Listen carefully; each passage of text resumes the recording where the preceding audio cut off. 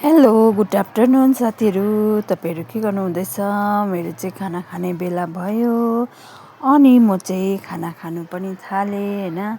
आज चाहिँ मैले खानामा चाहिँ भात, आलु, कोपी अनि चाहिँ काँक्राको अचार ल्याएको थिएँ। अनि आज चाहिँ मेरो लन्च टाइम भइसकेको छ साथीहरू। तपाईँहरूको पनि भयो होला, तपाईँहरू कतिजना घरमै होला होइन, घरमा खाँदै होला। हाम्रो चाहिँ यहाँनिर चाहिँ लन्च टाइम भइसकेको छ अनि आजको लन्च चाहिँ मैले खान थालेँ साथीहरू।